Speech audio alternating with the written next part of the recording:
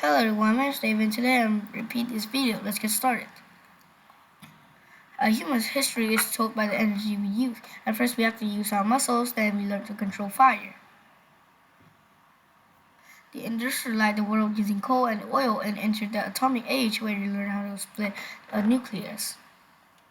At each step we reach an energy and harvest a scale we've never seen before and advance as species. Currently, we're slowly transitioning to renewable, and if we're lucky, fusion energy will become viable in the future. As the human progresses further, we don't destroy our self-habitat. We likely gain complete control of our planet's resources. At that stage, we'll probably begin to look outwards for new place to expand to.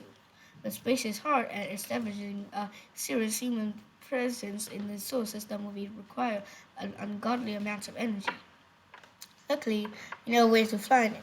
The sun, the ultimate source of energy. The surface 100 trillion times more powerful than the most efficient nuclear reactor. It shines with the energy of 1 trillion nuclear bombs per second. So how do we get energy? Not some of it, but all of it.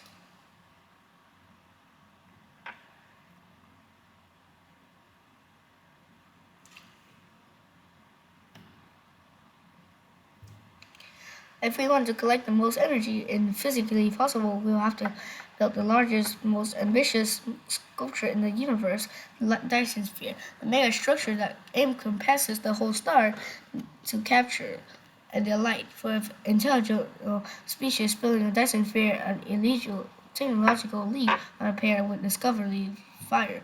The transition from planetary species to interstellar species, it would be an age of fortune and expansion on a scale we barely imagine.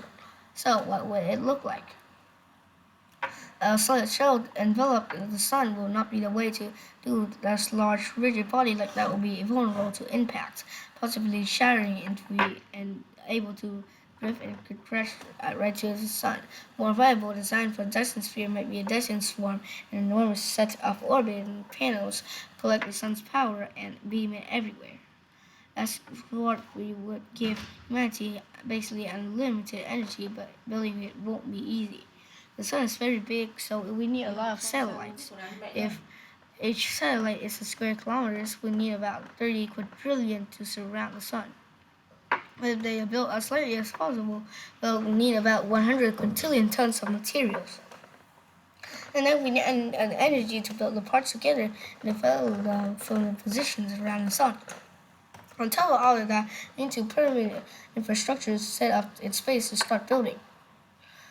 And let's assume the purpose for the video, our descendants will take care of that and want to create a megastructure. And sort the challenge into three main categories: material, design, and energy. To get the vast amounts of raw material required for a Dyson swarm, we have to largely disable the whole planet. One of the planets available, Mercury, is the best candidate, and the closest to the sun is very mineral rich. Close to the sun also means less moving stuff around. Mercury has no atmosphere and only about a third of surface gravity, Earth making it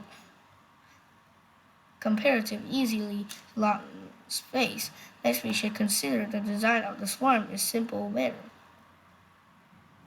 Convertible solar panels are far too intricate and short-lived for our satellites need to operate with fares. The astronauts will take a long time and need to be cheap to produce. They are not going to be enormous mirrors, which refocus light and center collection stations like concentrated power. To build and launch them efficiently, they must be incredibly light and make it more than polished metal full bone to support. Last, we need energy to build, and the swarm itself takes place and launching things into space requires a lot of energy. For example, if we use all the fossil fuels and uranium on Earth, can we? We're perfectly efficient and launch as much mass as Mount Everest into space, rather meager accomplishment compared to the planetary disassembly. So to get the energy to get built a Dyson sphere, it's almost as you would need to the output energy of the Dyson sphere. But that's okay, but there's plenty of sunlight need to Mercury, so let's get it on work. Humans are expensive and to keep alive. They are very sensitive to the environment. We want to be as ultimate as possible. Ideally, we have a small crew of controllers who oversee an army of astronomical machines. There are four major pieces of technology required: solar collectors, miners, refiners, and launch equipment. The solar collector is going to give us energy we need to disassemble the planet.